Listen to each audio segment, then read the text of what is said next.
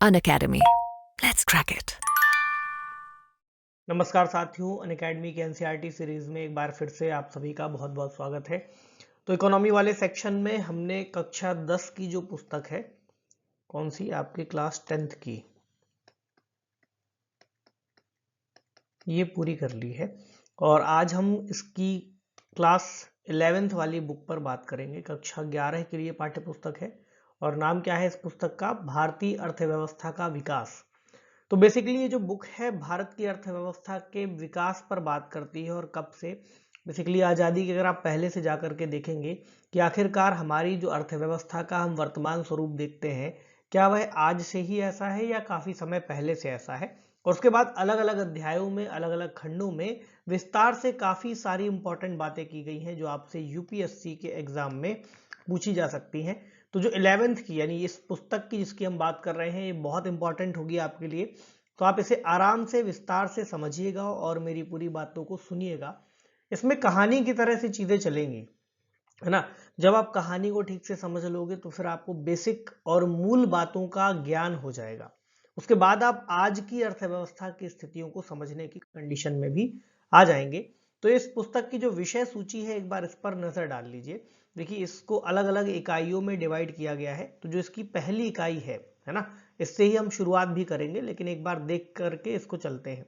इसका नाम क्या है? विकास की नीतियां और अनुभव 1947 से 1990 तक, है ना।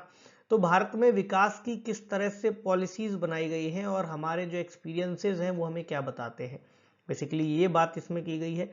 और देखिए, इसका जो अध्याय 1 है वो शुरुआत कहाँ से करता है कि स्वतंत्रता की पूर्व संध्या पर भारत की अर्थव्यवस्था किस स्तर पर रुकी हुई थी या किस स्तर पर विकसित हो रही थी। जैसे औपनिवेशिक शासन के अंतर्गत हमने बहुत निम्न स्तरीय आर्थिक विकास को देखा। अभी इस पर विस्तार से बात करेंगे। इसके अलावा यहाँ पर आपको दिखेगा कि कृषि क्षेत्र की क्या स्थिति बनी हुई थी, है ना। क्या हम डेवलपमेंट कर रहे थे या फिर हम नुकसान में जा रहे थे। और अंग्रेजों ने, बेसिकली औपनिवेशिक काल के दौरान अंग्रेजों का लंबे समय तक शासन रहा है, तो उन्होंने भारत की अर्थव्यवस्था को किस तरह से उपयोग किया अपने लाभ के लिए। किसके लिए? अपने लाभ के लिए। ऐसे में कृषि क्षेत्र की क्या स्थिति थी, औद्योगिक क्षेत्र किस तरह से विकसित हो रहा था, विदेशी व्यापार किस तरह से उन्होंने कंट्रोल किया हुआ था, जनांकिकीय परिस्थिति अर्थात हमारी जो जनसंख्या है वो किस तरह से बटी हुई थी, क्या हम लाभ की स्थिति में थे या नहीं थे, व्यवसाय किस आधार पर कार्य कर रहे थे, हमारे जो बिजनेसेस हैं उनका स्ट्रक्चर क्या था, क्या वर्तमान स्वरूप जैसा था। आपको पिछले अध्यायों में एक बात याद होगी, मैंने आपसे क्षेत्रकों की बात की थी। किसकी बात की थी? क्षेत्रकों की बात की थी, जिसमें प्राइमरी, सेकेंडरी और टर्शरी अर्थात कृषि, उद्योग और सेवा क्षेत्र पर चर्चा थी, है ना। मैंने आपको एक बात और यहाँ पर बताई थी कि किसी भी देश में जो विकासशील हो, है ना, तो जो विकास का क्रम होगा वो विकास का क्रम कृषि से उद्योग और उद्योग से सेवा के क्षेत्र की ओर बढ़ता हुआ आपको दिखाई देगा। लेकिन भारत में जो डेवलपमेंट हुआ है वहां पर आपको कुछ अलग पैटर्न दिखेगा, जिसका एक बहुत बड़ा कारण औपनिवेशीकरण का दौर था। अभी उस पर मैं विस्तार से आपको बताऊंगा कि मैं क्या कहना चाहता हूं। इसके अलावा आधारिक संरचना किस तरह से डेवलप हुई, और एक निष्कर्ष के साथ इस टॉपिक को आज हम पूरा करेंगे। इसके अलावा और भी इकाइयां हैं जिनकी चर्चा मैं इसी पुस्तक में कर देता हूं, ताकि आने वाले खंडों में जब आप उनको पढ़ेंगे तो फिर उसी अध्याय पर हम अलग अलग करके बात करते हुए चलेंगे। फिर आएगा आपका अध्याय 2। अध्याय 2 क्या कहता है? भारतीय अर्थव्यवस्था के बारे में बात करता है 1950 से लगाकर 1990 तक, है ना। तो पंचवर्षीय योजनाएं, आपको याद है शुरुआत में योजना आयोग का गठन किया गया था, और योजना आयोग के अंतर्गत हमने पंचवर्षीय अर्थात 5 साल के लिए जो प्लानिंग होती है उसको चुना था और 5 साल की प्लानिंग करना शुरू किया था। और फिर हम ये तय करते थे कि अगले 5 वर्षों में हम क्या करेंगे।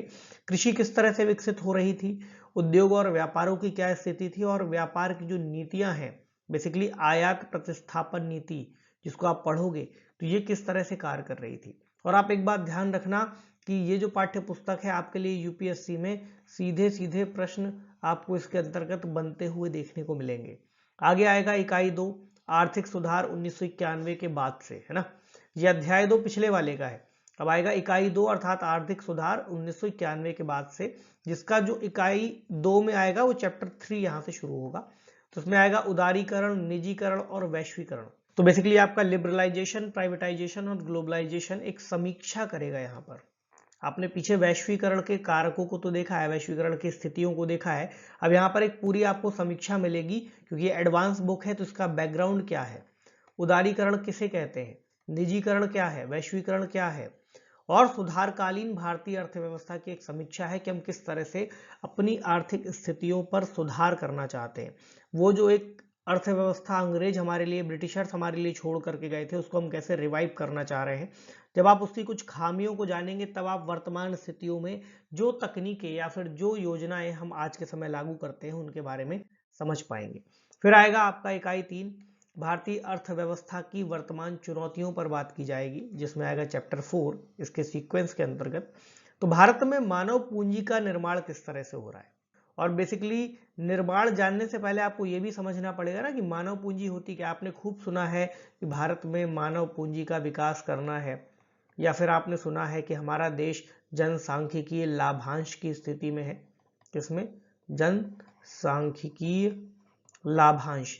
तो आखिरकार जनसांख्यिकीय लाभांश होता क्या है, और यहां पर ही आप देखो मानव पूंजी क्या होता है, क्या सोर्स होते हैं इसके, मानव पूंजी और इसका डेवलपमेंट से क्या लेना देना है ना। भारत में मानव पूंजी के निर्माण की क्या स्थिति है, क्या हमारे पास बहुत सारी मानव पूंजी एकत्रित हो गई है, शिक्षा पर सार्वजनिक खर्च में वृद्धि का क्या अर्थ होगा, है ना, और भविष्य की क्या संभावनाएं हो सकती हैं, वो इस अध्याय में चर्चा की जाएगी। उसके बाद चैप्टर 5 और चैप्टर 6 आएंगे। देखो ब्रीफ करना इसलिए आवश्यक है, अन्यथा आप इस पुस्तक का रेलेवेंस नहीं समझ पाओगे। जब तक मैं ब्रीफ नहीं करूंगा तो आपको नहीं पता होगा कि कितनी महत्वपूर्ण है ये पुस्तक। अगला आप देखोगे चैप्टर 5 आपको ग्रामीण विकास से जुड़ेगा, है ना। ये आज के समय भी आप देखते हो कि संविधान के अंतर्गत जो तीसरा पार्ट है, जो आप ग्रामीण विकास को देखते हो, ग्रामीण अर्थव्यवस्था को देखते हो, ग्रामीण प्रशासन को देखते हो, उसको डेवलप किया गया है। तो ग्रामीण डेवलपमेंट आखिरकार है क्या, विलेज डेवलपमेंट, या हम कहें ग्रामीण विकास क्या है। ग्रामीण क्षेत्रकों में साख अर्थात क्रेडिट और विपणन अर्थात मार्केटिंग की क्या सिचुएशन है ना। कृषि के अंतर्गत एग्रीकल्चर मार्केटिंग कंडीशन क्या है, आप देखते हैं कृषकों के विरोध, है ना। आज के समय आपको दिखता है कि अभी आज से अगर हम 2-3 साल पहले देख लें तो किसानों का आंदोलन चल रहा था। आखिरकार क्या कारण थे किसानों के आंदोलन की। जब तक आप हमारी इकोनॉमी को नहीं समझ पाओगे तो आप वर्तमान आंदोलनों के स्वरूप को और उनके प्रभावों को भी नहीं जान पाओगे। इसके अलावा जो उत्पादक गतिविधियां हैं उनका डाइवर्सिफिकेशन अर्थात विविधीकरण कैसे होता है। धारणीय विकास की बात क्या है, जैविक कृषि क्या है। इसके बाद आप आओगे अगले चैप्टर पर, रोजगार समृद्धि क्या है, अनौपचारीकरण और अन्य मुद्दे इससे जुड़ेंगे, जैसे कि श्रमिक और रोजगार, लोगों की रोजगार में भागीदारी क्या है, स्वनियोजित और भाड़े के श्रमिक क्या होते हैं, सेल्फ एम्प्लॉयड क्या है, और भाड़े पर अर्थात किराए पर लाए गए लोग क्या होते हैं, फर्म कारखाने और कार्यालय ऑफिसेस, है ना, इसमें किस तरह से रोजगार का स्ट्रक्चर है। रोजगार टॉपिक आपको याद होगा, आपके सिलेबस का पार्ट है, सीधा लिखा हुआ है, बेरोजगारी से संबंधित मुद्दे, कृषि से संबंधित मुद्दे, भूख से संबंधित विषय, सब लिखा हुआ है ना। ये सब आपको कहाँ मिलेगा, इन्हीं पाठ्य पुस्तकों में मिलेगा। तो समृद्धि और परिवर्तनशील रोजगार की संरचना किस तरह से कार्य कर रही है, भारतीय श्रम बल का अनौपचारीकरण कैसे किया गया है, बेरोजगारी किसे कहते हैं, क्या होती है बेरोजगारी। इसके अलावा सरकार ने रोजगार सृजन पर किस तरह से काम किया है, किस तरह से वो विकास कर रहे हैं, क्या प्लानिंग है उनकी, क्या प्लानिंग कितनी सक्सेस होगी, कितनी सक्सेस हुई है, इन सभी मुद्दों पर आपको इस पुस्तक में सीखने को मिलेगा। तो आराम से पढ़िएगा। अभी हम इसके पहले अध्याय पर बात करेंगे। इसी तरह 7वां और 8वां अध्याय भी होगा जो कि पर्यावरण पर बात करेगा और धारणीय विकास पर बात करेगा। किस पर, आपका एनवायरनमेंट और सस्टेनेबल डेवलपमेंट। अब आप ये पढ़ते हो, अब देखो अब आपको समझ में आ रहा है कि एनवायरनमेंट से जुड़ा हुआ एक विषय है, किससे, एनवायरनमेंट से। तो आप देखते हो पर्यावरण बनाम विकास, क्या, पर्यावरण बनाम विकास की जो अवधारणा है, तो आप एनवायरनमेंट और इकोनॉमी जब दोनों को ही कवर करोगे तब आपको ये बात समझ में आएगी, ठीक है। और दोनों ही किसमें है, अगर आप मेंस का सिलेबस देखते हो तो जीएस पेपर 3 में आपको दोनों ही मिलेंगे। तो पर्यावरण क्या है, पर्यावरण की परिभाषा क्या है, कार्य क्या है, भारत में क्या स्थिति है पर्यावरण की। अब जो एक अवधारणा है सस्टेनेबल डेवलपमेंट की यानी धारणीय विकास की, ये क्यों बनाई गई, किस तरह से बनाई गई, इसके अंतर्गत कौन कौन सी स्ट्रेटजीज हमें अपनानी है ताकि हम पर्यावरण बनाम विकास की स्थितियों से बच सके।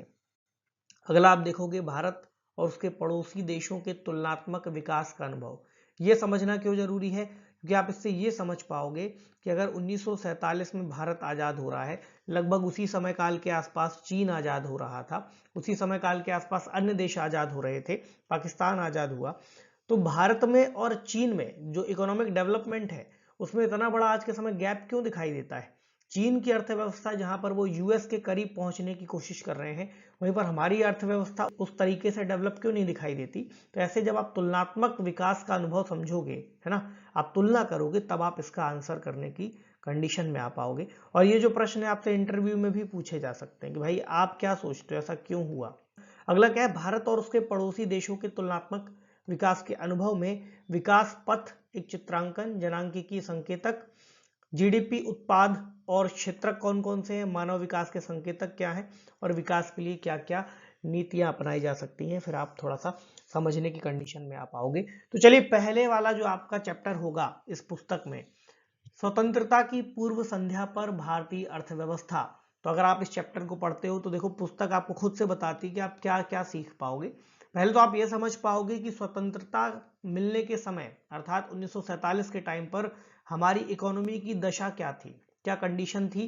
दूसरा, आप जान पाओगे कि भारतीय अर्थव्यवस्था को अल्प विकास यानी कम डेवलपमेंट और गत्यावरोध की स्थिति में पहुंचा देने वाले कौन कौन से कारक थे। यानी गत्यावरोध का मतलब है हमारा जो डेवलपमेंट है जिस तरह से होना चाहिए था वो रुका हुआ दिखाई पड़ता है एक समय में।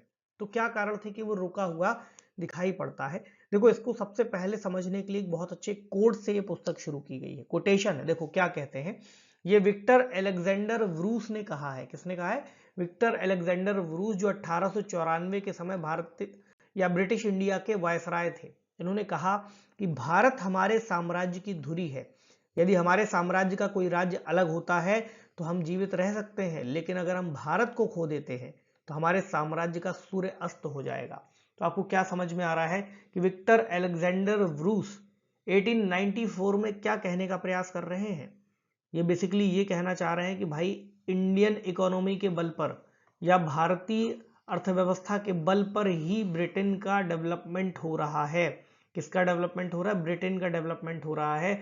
और अगर भारत हमारे हाथ से निकल जाएगा तो फिर हम डेवलपमेंट किस तरह से कर पाएंगे। और ये बहुत बड़ी बात है कि वहां के वायसराय ने ऐसी बात कही है ना, ब्रिटिश इंडिया के वायसराय इतनी बड़ी बात बोल रहे हैं। चलो, तो अब करते हैं शुरुआत। सबसे पहले इसका परिचय आपको समझना है। तो भारत का आर्थिक विकास, ये जो पुस्तक है ये बेसिकली आपको मूल उद्देश्यों, आपको भारत की अर्थव्यवस्था की मूलभूत विशेषताओं के बारे में जानकारी देती है। और आपको पता चलेगा कि जब हम आजाद हुए थे यानी स्वतंत्रता प्राप्ति के समय और उसके बाद डेवलपमेंट हुआ किस तरह से है। तो देश की जो वर्तमान अवस्था है और भविष्य की संभावनाएं हैं कि हम आगे क्या क्या प्लान कर सकते हैं, उस पर डिस्कशन किया गया है।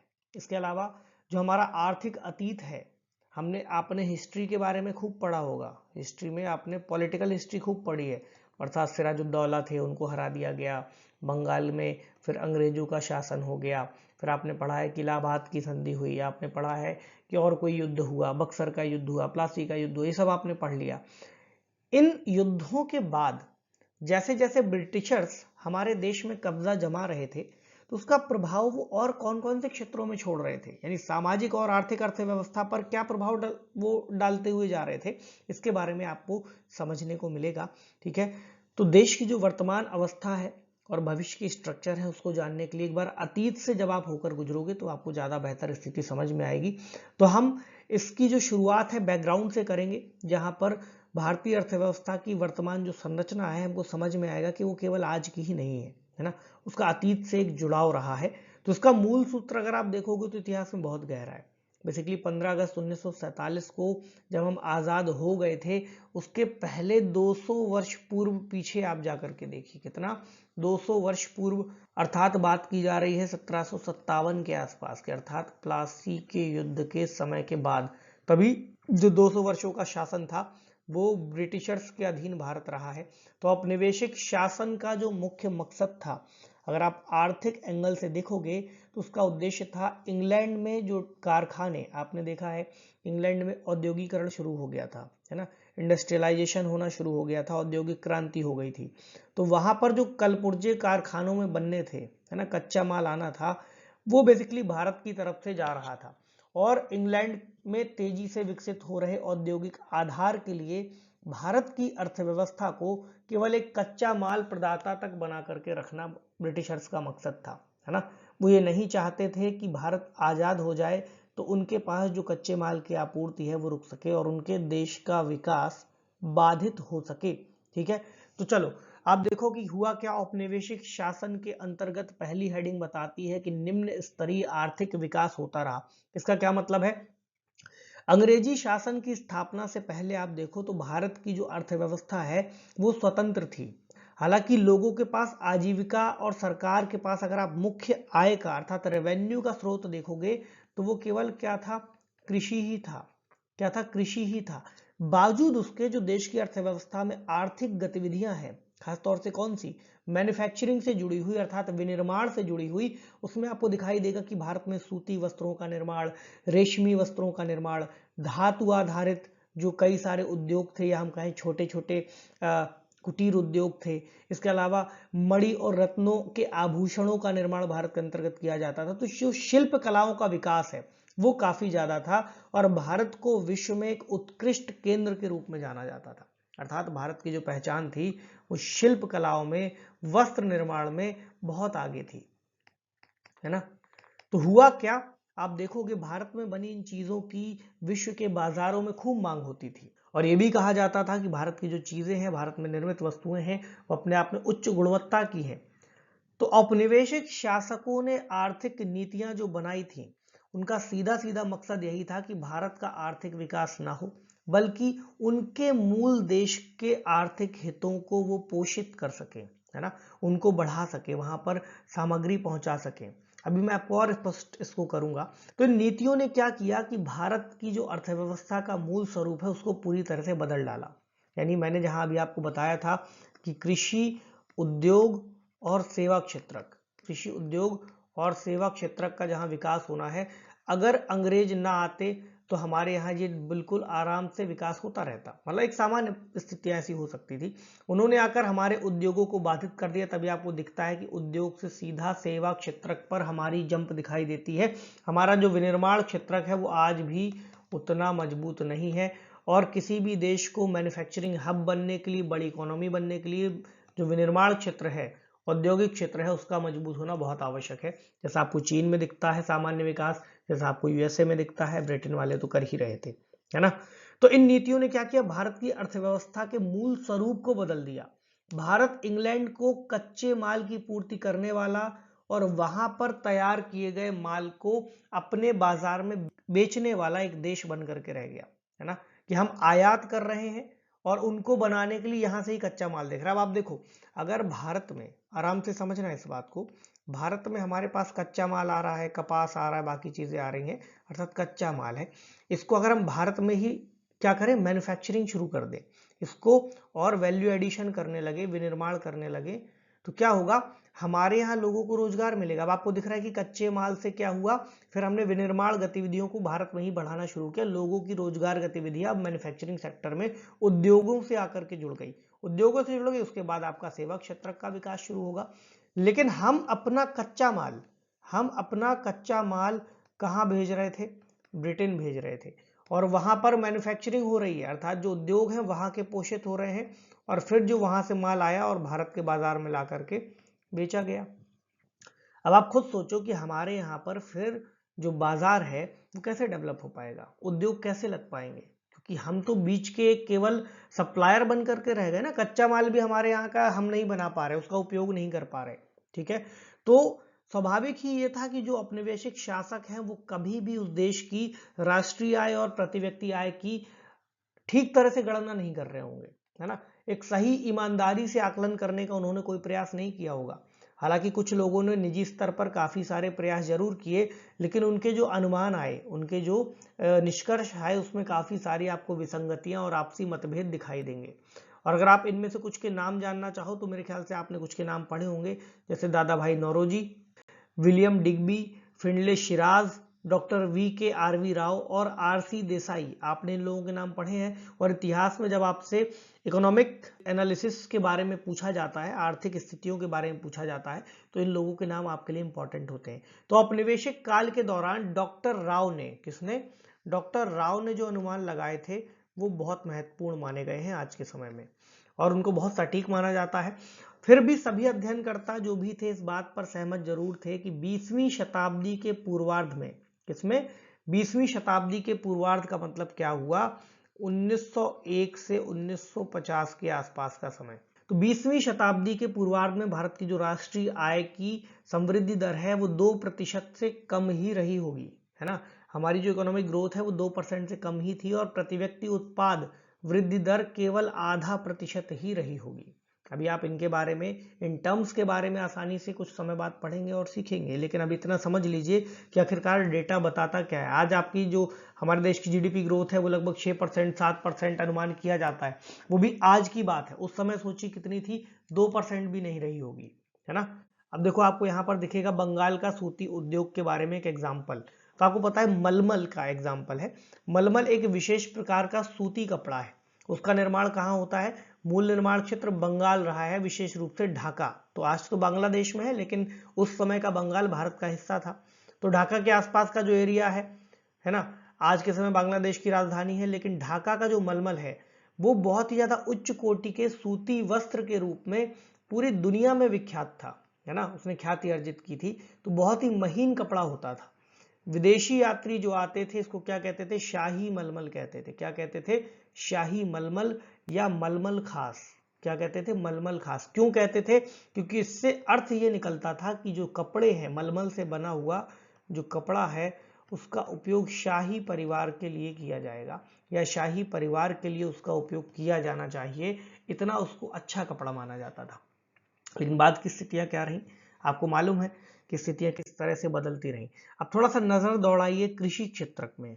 तो ब्रिटिश औपनिवेशिक शासन के दौरान अगर आप देखोगे तो भारत जो है मूलतः कृषि अर्थव्यवस्था ही बना रहा। कैसा बना रहा, कृषि अर्थव्यवस्था ही बना रहा।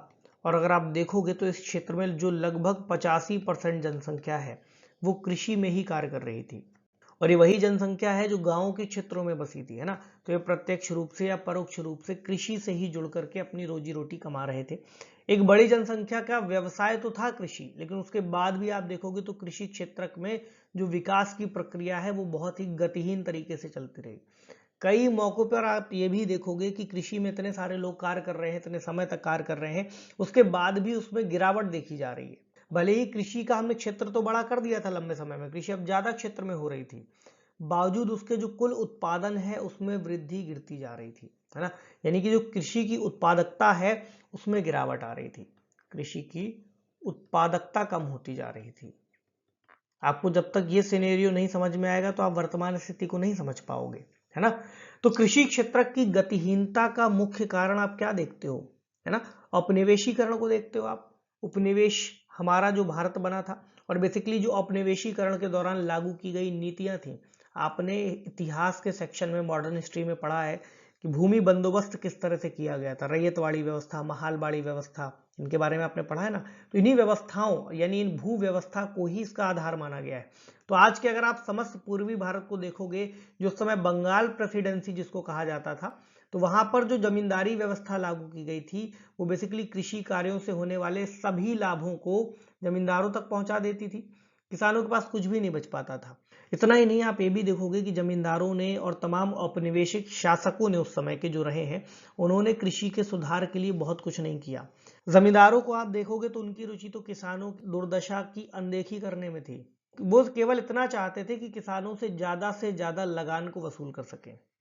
उनकी भी कई जगहों पर आपको मजबूरी दिखाई देगी, क्योंकि राजस्व व्यवस्था की जो शर्तें थी वो अक्सर इसी आधार पर तय की जाती थी कि जो जमींदार है वो निश्चित की गई तारीख पर, एक निश्चित की गई तारीख पर सूर्यास्त से पूर्व ला करके जितना रेवेन्यू उसने तय किया था वो जमा करा देगा। अगर उसने उतनी रकम जमा नहीं कराई तो जमींदारों से उनके अधिकारों को भी छीन लिया जाता था।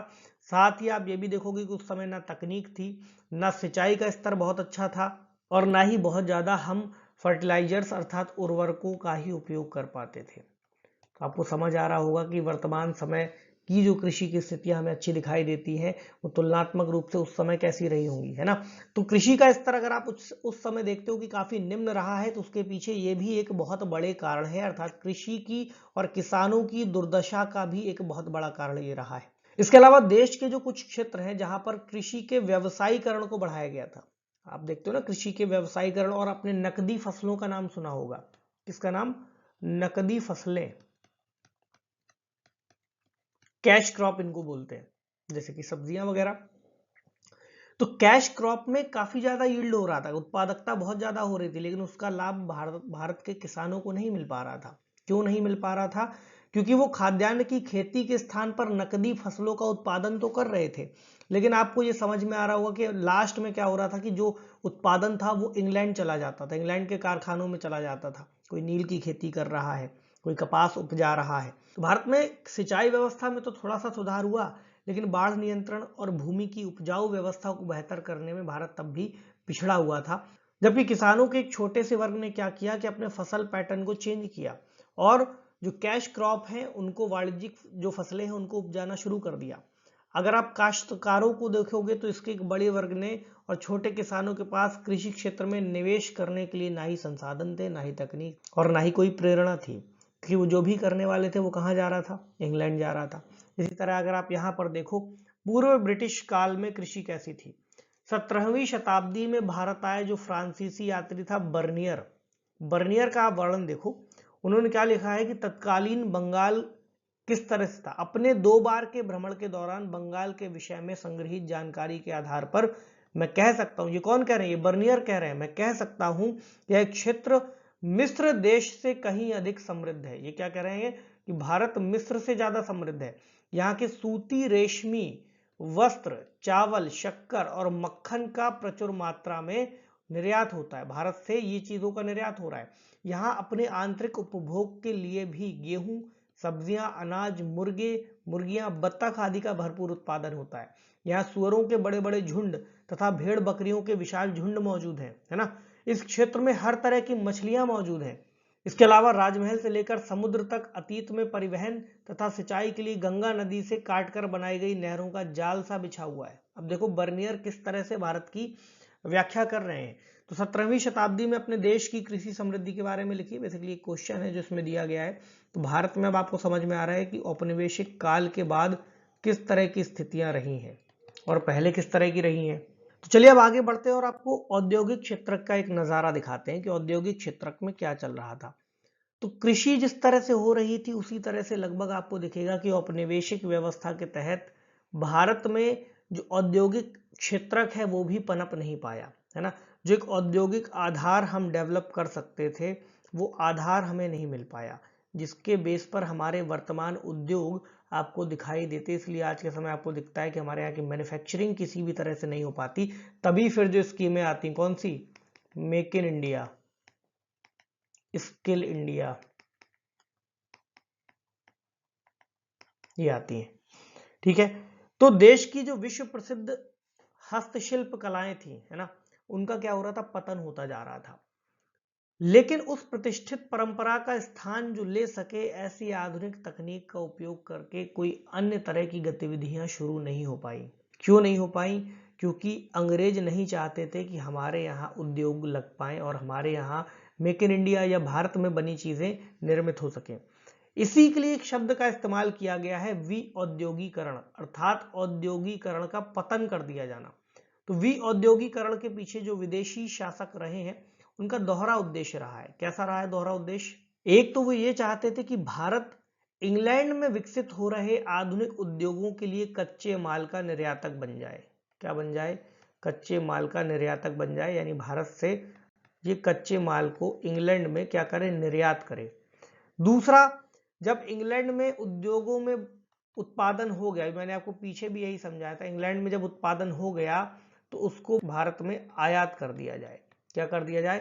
भारत में आयात कर दिया जाए, क्योंकि भारत एक बहुत विशाल बाजार है, बहुत बड़ा मार्केट था, तो अपनी उत्पादन को बेचेंगे कहाँ? भारत में ही खपा देंगे, है ना। तो इस तरह वो ये चाहते थे कि उनके पास जो भी इंडस्ट्री लग रही है उसका ज्यादा से ज्यादा लाभ ब्रिटेन को मिल जाए, ठीक है। तो ऐसे आर्थिक परिदृश्य में, हम कहें ऐसे सिस्टम में, जो भारत की शिल्पकलाएं हैं उनका पतन होता जा रहा था और इसके साथ साथ भारत में जो लोग थे बेरोजगार होते जा रहे थे, बेरोजगारी फैल रही थी। वहीं आप देखोगे कि स्थानीय उत्पाद कुछ रह नहीं गए थे, है ना।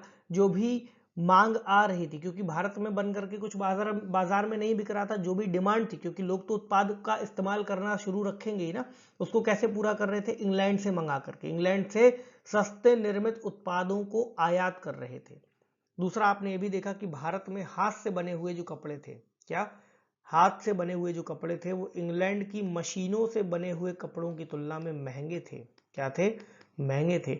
और इंग्लैंड में स्पिनिंग जेनी जो एक मशीन आई थी, सूत को काट करके कपड़ा बनाती थी, वो कपड़ा बहुत महीन होता था और सस्ता होता था। ये भी एक वजह थी कि भारत में लोग इन सस्ते और अच्छे कपड़ों को पहनना चाहते थे।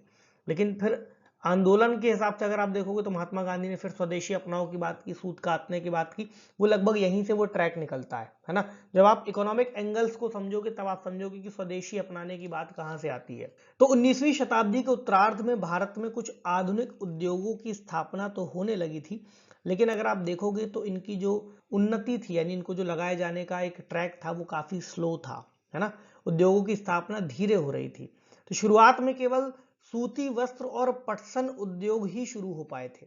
जो सूती कपड़ा बनाने वाली मिलें थी वो भारतीय उद्यमियों ने ही लगाई थी, और ये देश के पश्चिमी क्षेत्रों, जहां पर आज आपको महाराष्ट्र और गुजरात में दिखता है, वहां पर ही लगाई गई थी। और पटसन उद्योग जो दूसरा था, उसकी स्थापना का श्रेय विदेशियों को दिया जा सकता है। और ऐसा क्यों है? क्योंकि ये उद्योग केवल बंगाल प्रांत तक ही सीमित था। और 20वीं शताब्दी के शुरुआती वर्षों में अगर आप देखो तो लोहा और इस्पात उद्योग का विकास भी प्रारंभ हो गया था। मतलब बेसिकली आपने Tata iron steel company TISCO की स्थापना के बारे में सुना है। तो 1907 में, कब? 1907 में टिस्को की स्थापना हो रही है और टाटा कंपनी जो है तब से काम कर रही है। फिर आप देखोगे दूसरा विश्व युद्ध होता है और द्वितीय विश्व युद्ध के बाद चीनी, सीमेंट, कागज आदि के भी कुछ कारखाने भारत में लगने शुरू हो जाते हैं। लेकिन आप देखो भारत में जो औद्योगिकरण है उसको प्रोत्साहित करने के लिए बेसिकली पूंजीगत उद्योग जो होते हैं, जहां पर बड़ा इन्वेस्टमेंट होता है, वो अक्सर नहीं रहे, उनका अभाव देखने को मिलता रहा।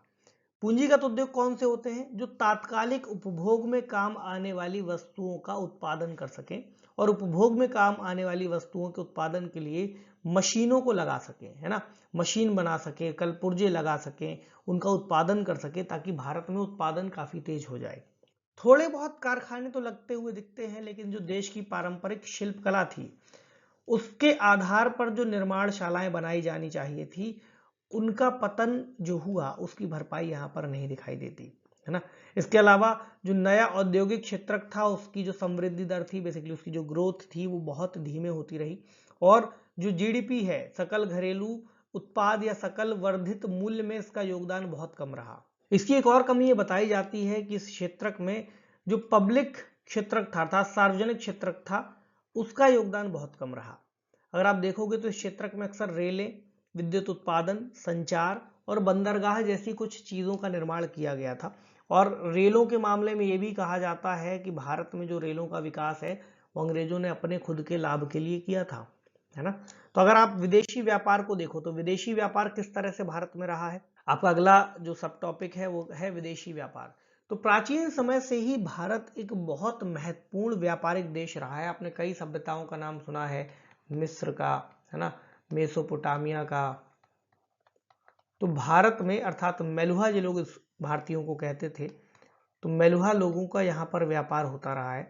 और भारत के जो उत्पाद हैं पहले से ही बहुत प्रसिद्ध रहे हैं। लेकिन औपनिवेशिक सरकार अर्थात ब्रिटेन की जो सरकार यहाँ पर रही, उसने वस्तुओं के उत्पादन, व्यापार और सीमा शुल्क के लिए काफी सारी नीतियां लगाई, प्रतिबंधकारी लगाई। तो भारत का जो विदेशी व्यापार था उसका पूरा स्ट्रक्चर ही बदल गया, उस पर बहुत प्रतिकूल प्रभाव पड़ा। क्या हुआ? इसके परिणाम स्वरूप भारत कच्चे उत्पाद जैसे रेशम, कपास, ऊन, चीनी, नील, पटसन आदि का केवल निर्यातक बनकर रह गया। साथ ही आप देखोगे सूती, रेशमी, ऊनी वस्त्र जैसी जो अंतिम उपभोक्ता वस्तुएं हैं और इंग्लैंड के कारखानों में बनी हल्की मशीनें भी जो भी थी, उनको भी हम आयात कर रहे थे, है ना। तो व्यावहारिक रूप से अगर आप देखो तो इंग्लैंड ने भारत के आयात और निर्यात व्यापार पर अपना एकाधिकार बनाए रखा था। इसके अलावा भारत का जो आधे से ज्यादा व्यापार था वो तो इंग्लैंड से ही होता था। इसके अलावा बाकी का व्यापार चीन से हम कर रहे थे, श्रीलंका से कर रहे थे और ईरान से भी होने दिया जाता था। यहाँ पर ही अगर आप देखोगे तो सुएज नहर का एक आपको उपयोग दिखाई देगा। जब से सुएज नहर का मार्ग खुल गया तब से तो भारत के व्यापार पर अंग्रेजों का नियंत्रण और ज्यादा सख्त हो गया। विदेशी शासन के अंतर्गत भारतीय आयात निर्यात की सबसे बड़ी खासियत ये थी कि जो निर्यात अधिशेष है वो ज्यादा था। अब आप कहोगे ये तो बहुत अच्छी बात है सर, निर्यात भारत ज्यादा कर रहा है, निर्यात अधिशेष ज्यादा है। आज के समय जो हम ट्रेड डेफिसिट की बात करते हैं तो वहां पर हमको निर्यात में घाटा होता है ना, आयात अधिशेष है, अर्थात निर्यात जितना किया और आयात जितना किया उसको अगर आप घटा दें आपस में तो जो ज्यादा बच जाए वही अधिशेष होता है। तो निर्यात अगर आप ज्यादा कर रहे हो तो अच्छी बात है, लेकिन जो अधिशेष है इसकी भारत की अर्थव्यवस्था को एक बड़ी लागत चुकानी पड़ी। कैसे चुकानी पड़ी अब आप समझो। देश का जो आंतरिक बाजार है ना, वहां पर जो भी कुछ उपजाया जा रहा था ये सब कुछ उठा करके निर्यात कर देते थे। तो भारत में अनाज की, कपड़े की, मिट्टी के तेल जैसी कई सारी वस्तुएं जो थी बहुत मुश्किल से उपलब्ध हो पाती थी सभी, क्योंकि उठा करके एक्सपोर्ट कर देते थे, अपने देश भेज देते थे। इतना नहीं, जो निर्यात अधिशेष था उसका आप देखोगे देश में सोने और चांदी के प्रवाह पर भी कोई प्रभाव नहीं पड़ा। क्यों नहीं पड़ा? हम तो ज्यादा से ज्यादा निर्यात कर रहे हैं, लेकिन उसका प्रयोग जो हो रहा था, जो पैसा आ रहा था वो कौन कर रहा था? वो तो अंग्रेज ही कर रहे थे। वो भारत पर शासन करने के लिए जो पूरा एक स्ट्रक्चर बनाया था वो उस पर इस पैसे का खर्च कर रहे थे, है ना। जैसे अंग्रेजी सरकार जब कहीं युद्ध लड़ती थी तो उसका खर्च किस पर आता था? भारतीयों पर आता था, है ना। तो जो भी चीजें थी, भारत की संपदा थी, उसका सबसे ज्यादा दोहन आपको फिर यहाँ पर दिखाई देगा। तो आखिरकार जनसंख्या की क्या स्थिति थी, जनांकीय परिस्थिति को एक बार देख लीजिए। तो ब्रिटिश भारत की जनसंख्या के जो ब्यौरे हैं, ब्रिटिश भारत में क्या भारत की जनसंख्या थी, इसका आपको आंकड़ा सबसे पहले 1881 की जनगणना के तहत दिखाई देगा। हालांकि इसके जो आंकड़े हैं उसकी काफी सारी लिमिटेशन है कि किस तरह से इसको कराया गया था। बावजूद इसके भारत में जो जनसंख्या का ग्रोथ था उसमें जो विषमता थी वो आपको स्पष्ट रूप से दिखाई देगी। साल 1921 के पहले का भारत आप देखते हो तो जनांकीय संक्रमण के पहले सोपान का माना जाता है। कब का?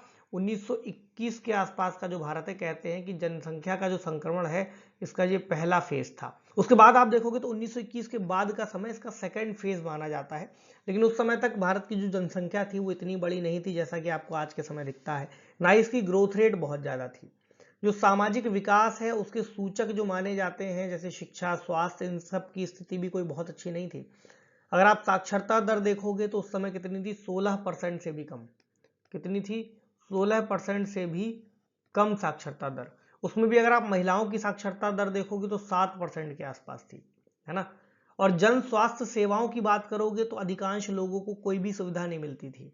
और जब कभी भी ऐसी कोई सुविधा नहीं मिलेगी तो इससे क्या होगा? जल से होने वाले संक्रमण, वायु के रास्ते होने वाले संक्रमण, जितने भी संक्रमणकारी रोग थे उनका प्रकोप बहुत ज्यादा बढ़ता था, है ना। और जब भी कभी ऐसी कोई महामारी, ऐसी कोई संक्रमण फैल गया तो काफी सारे लोगों की, लाखों लोगों की यहाँ पर मृत्यु हो जाती थी। उस समय की अगर आप सकल मृत्यु दर देखोगे तो बहुत ज्यादा थी। अगर आप शिशु मृत्यु दर को देखोगे, कौन सी? शिशु मृत्यु दर, तो आज के समय आपको दिखाई देगा कि प्रति 1000 पर 33 शिशु मृत्यु दर है। और उस समय कितनी थी? ये थी 218। कितनी थी?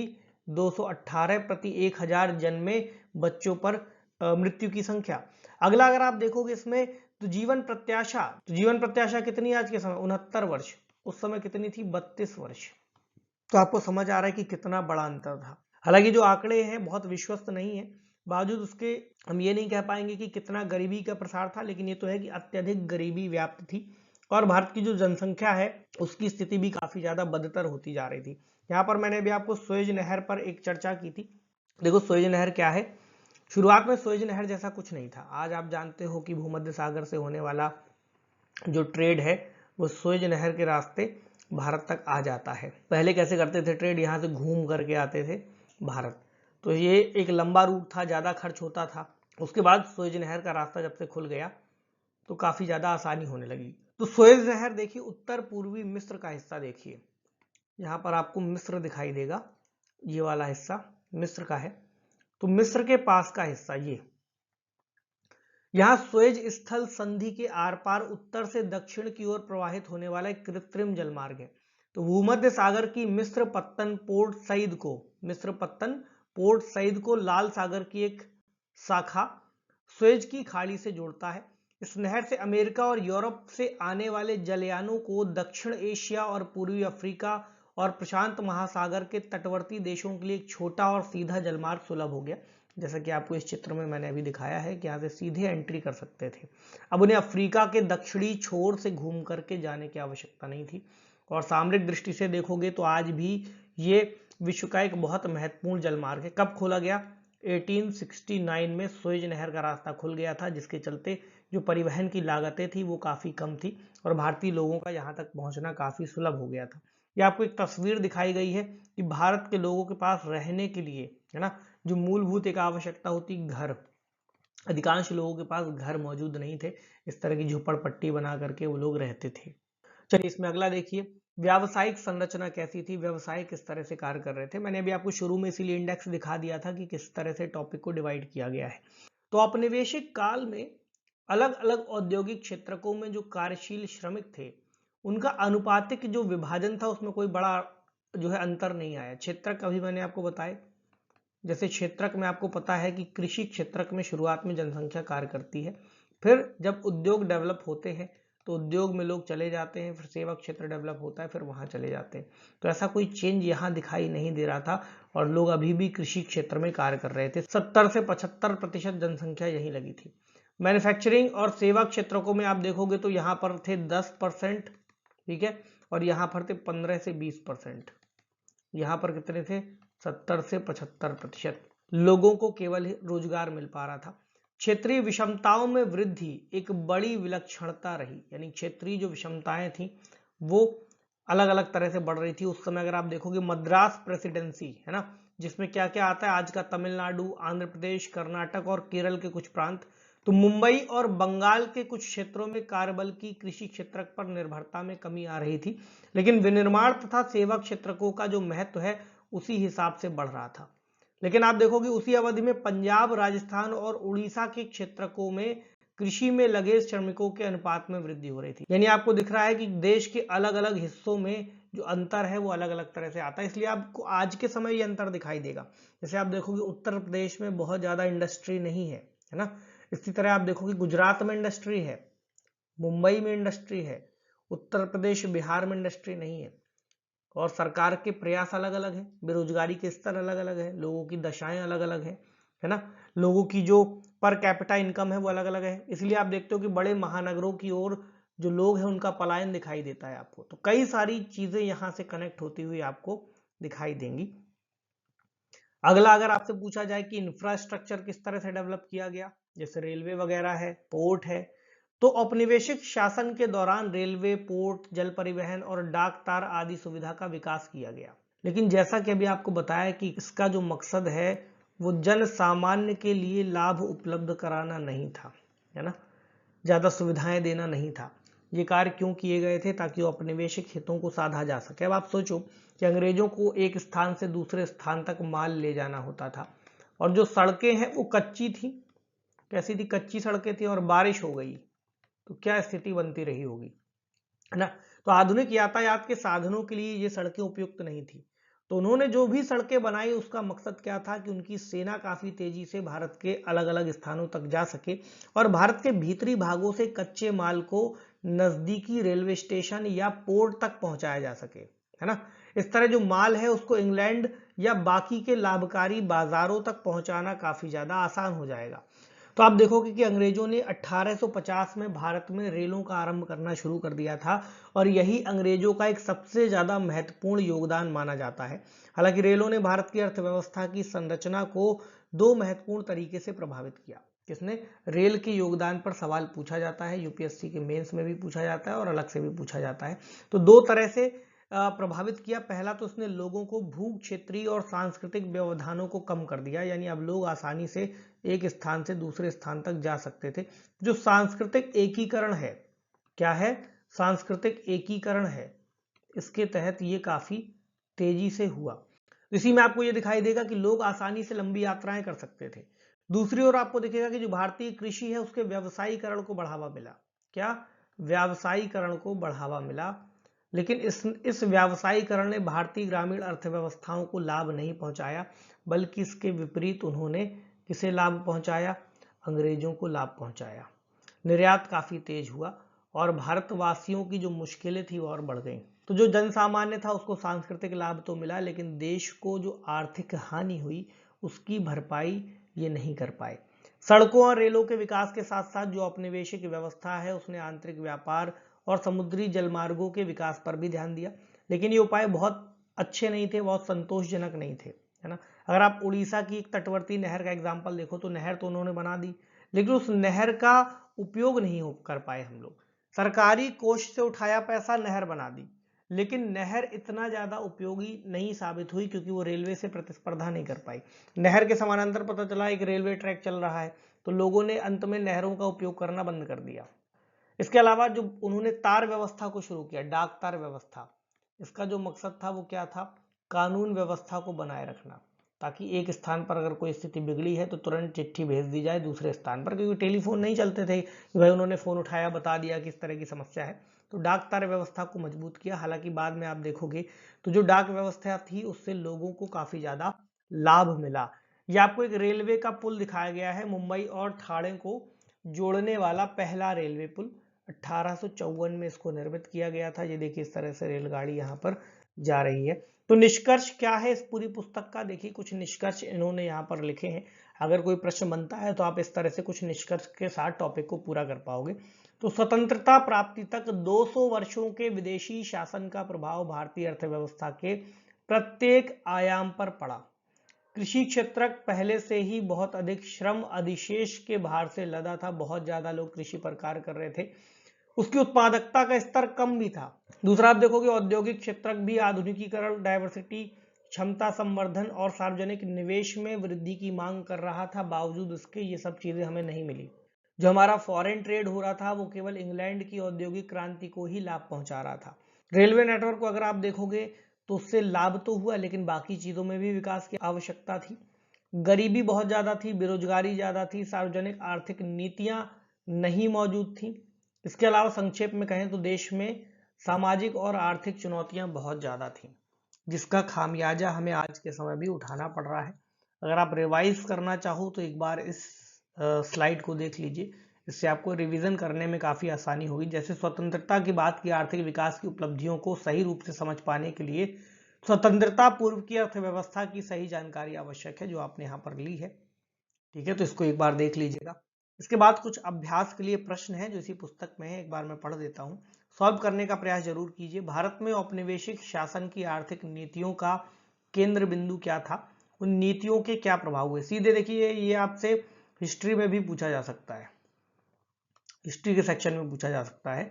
औपनिवेशिक काल में भारत की राष्ट्रीय आय का आकलन करने वाले प्रमुख अर्थशास्त्रियों के नाम बताइए, बहुत इंपॉर्टेंट है, याद कर लीजिएगा इन्हें। अगला क्या है, औपनिवेशिक शासन काल में कृषि की गतिहीनता के मुख्य कारण क्या थे, ये बताना है। स्वतंत्रता के समय देश में कार्य कर रहे कुछ आधुनिक उद्योगों के नाम बताइए, जैसे टिस्को का मैंने अभी आपको एक जिक्र किया था, Tata iron and steel company. स्वतंत्रता पूर्व अंग्रेजों द्वारा भारत के व्यवस्थित विऔद्योगीकरण के दोहरे ध्येय क्या है, क्या क्या लाभ वो कमाना चाहते थे। अंग्रेजी शासन के दौरान भारत के परंपरागत हस्त उद्योगों का विनाश हुआ, क्या आप इस विचार से सहमत हैं, उत्तर के पक्ष में कारण बताना है। अगला, भारत में आधारिक संरचना विकास की नीतियों से अंग्रेज क्या अपने उद्देश्य पूरे करना चाहते थे। अगला आपको मिलेगा, ब्रिटिश औपनिवेशिक प्रशासन द्वारा अपनाई गई औद्योगिक नीतियों की कमियों की आलोचनात्मक विवेचना करें। देखिए लगभग उसी पैटर्न पर सवाल बनाए गए हैं, औद्योगिक नीतियों में क्या कमी आपको दिखाई देती है। औपनिवेशिक काल में भारतीय संपत्ति के निष्कासन से आप क्या समझते हैं, किस तरह से इन्होंने ड्रेन ऑफ वेल्थ किया। जनांकिकी संक्रमण के प्रथम से द्वितीय सोपान की ओर संक्रमण का विभाजन वर्ष कौन सा माना जाता है, अभी मैंने आपको बताया था 1921। औपनिवेशिक काल में भारत की जनांकिकी स्थिति का एक संख्यात्मक चित्रण बताइए। अगला कहता है, स्वतंत्रता पूर्व भारत की जनसंख्या की व्यावसायिक संरचना की प्रमुख विशेषता समझाइए। तो इस पुस्तक में जो अलग अलग तरीके से चीजों को डिवाइड किया गया है मैंने आपको उसी तरह से बताया है, और जितना इस पुस्तक में उतनी ही चीजों पर मैंने चर्चा भी की है, अलग से बहुत चीजों को ऐड नहीं किया, ताकि आप इस पुस्तक को आराम से समझ पाओ। अगला क्या है, भारत में प्रथम सरकारी जनगणना किस वर्ष में हुई, बहुत पूछा जाता है।